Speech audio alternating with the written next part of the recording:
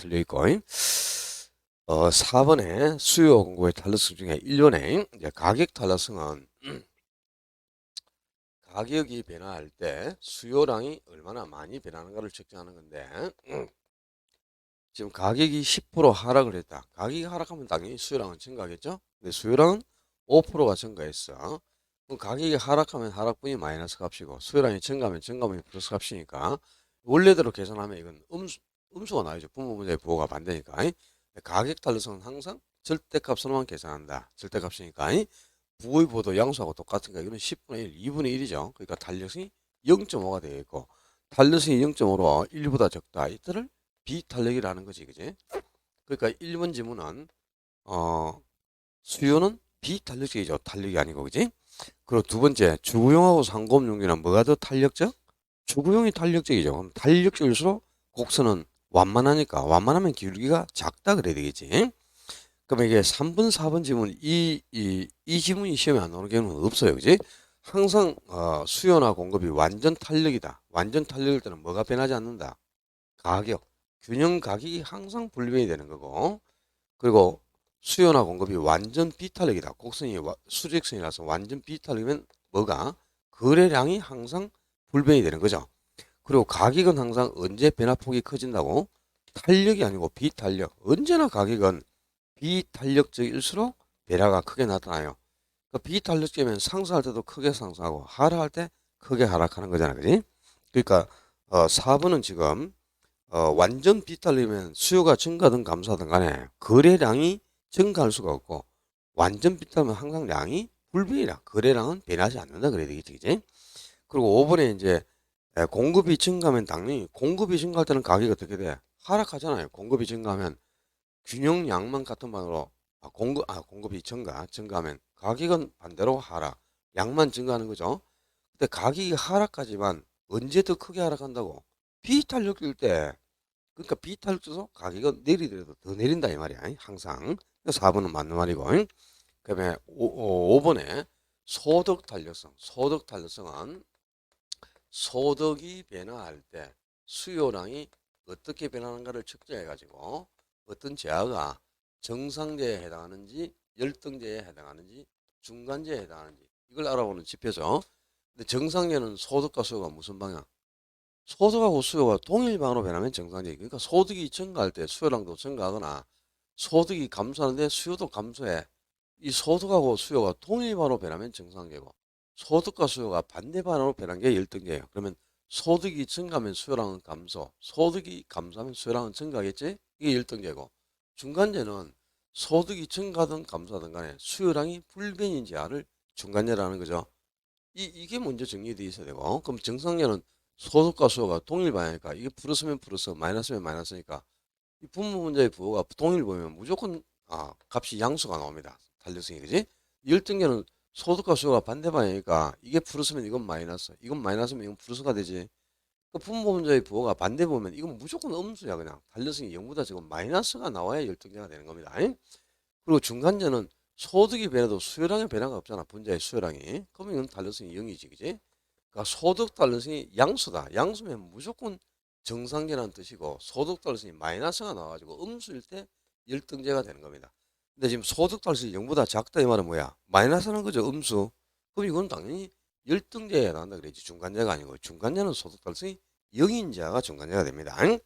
그리고 이걸 모르니까 지금 6번 문제가 해결이 안 되는 거야. 6번이. 자, 6번부터 봐봐. 수요 곡선을 좌하향으로 이동시킨다. 수요 곡선이 좌하향으로 이동한다는 말이 무슨 말이고? 수요가 감소한다는 뜻이.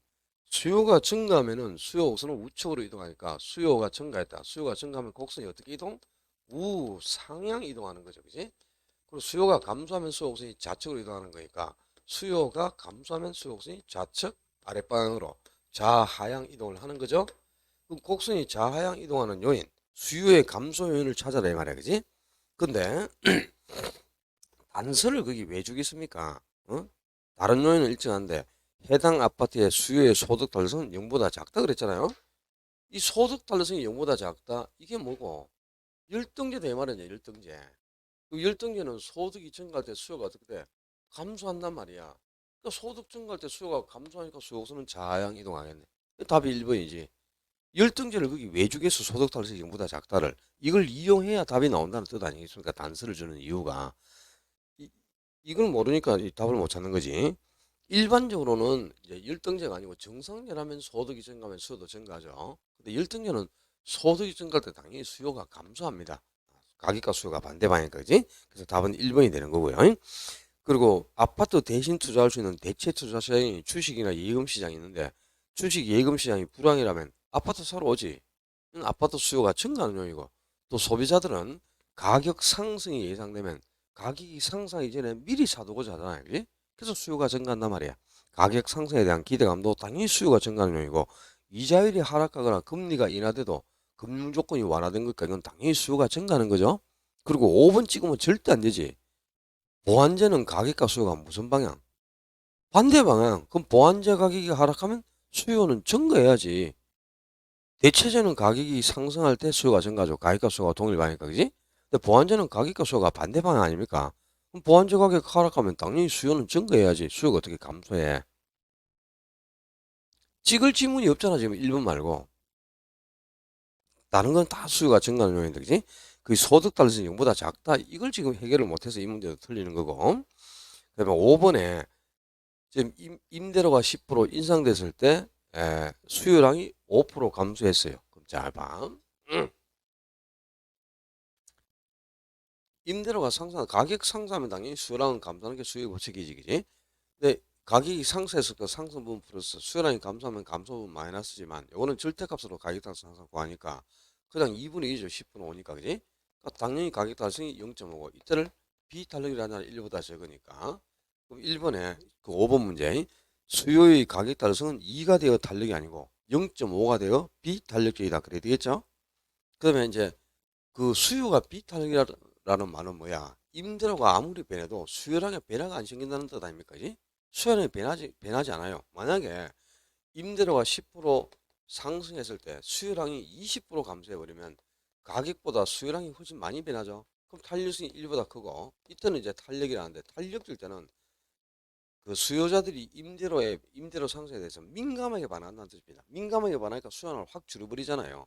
근데 비탄력이면 가격이 상승보다 수요량의 변화가 적으니까 임대료가 상승하든 하락하든 수요자들이 반응을 안 한다는 뜻이지.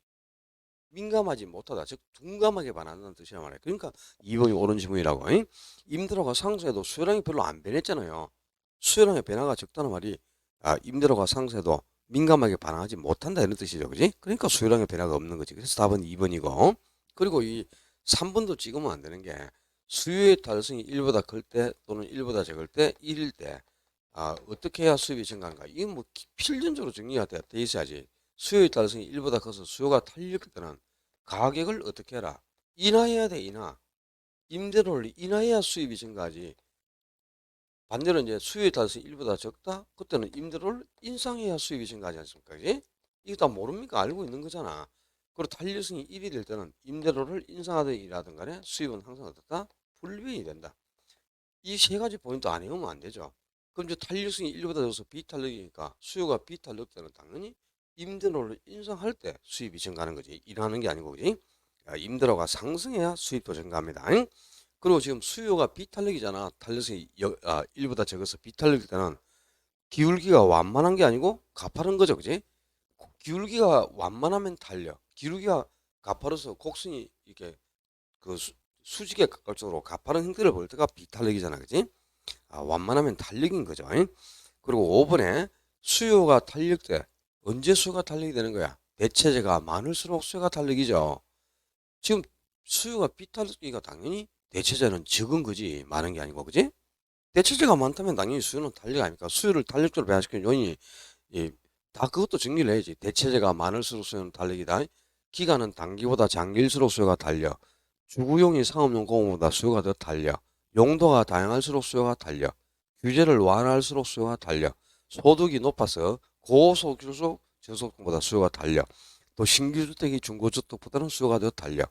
사치품보다는 생활비수보다는 사치품일수록 수요가 더 탄력.